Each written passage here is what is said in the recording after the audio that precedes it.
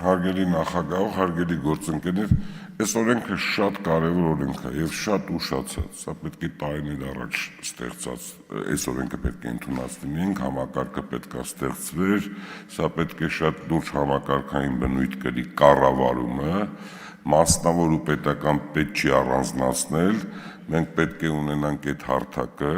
նախարարության ենթակայության տակ ամենօրյա աշխատանք պետք է կատարվի,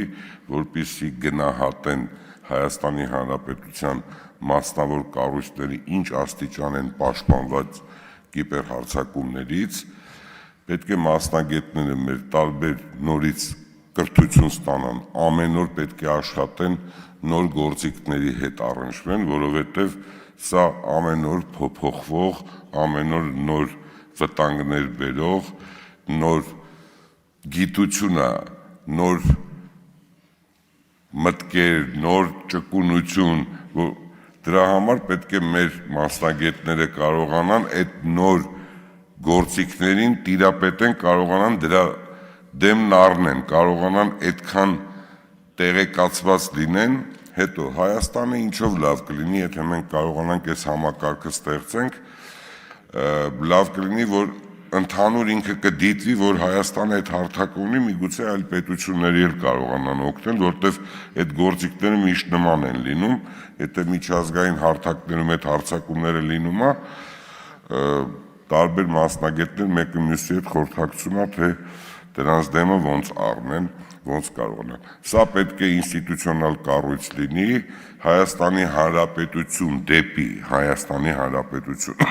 գործող կառույցները բոլորը պետք է պաշտպանված լինեն։ Եվ այդ խմբերը, թե մասնավոր, թե պետական, պետք է 24 ժամ աշխատեն, որպեսզի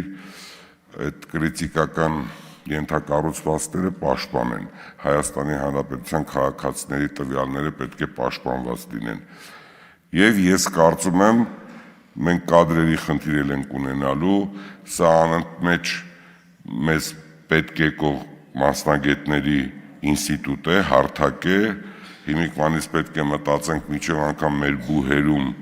այդ հատվածով մասնագետներ պատրաստեն, որպեսզի այդ մասնագետները լինեն լավագույնը, նախկինում Հայաստանից հեռացած այլ երկրներում աշխատող մասնագետներ ունենք, նրանց հետ էլ պետք է խորհրդակցեն, որպեսզի Հայաստանը կարողանա պաշտպանի իր կրիտիկական ենթակառուցվածքները, որտեղ դրա տված վնասը շատ մեծ կլինի, ես ողջունում եմ,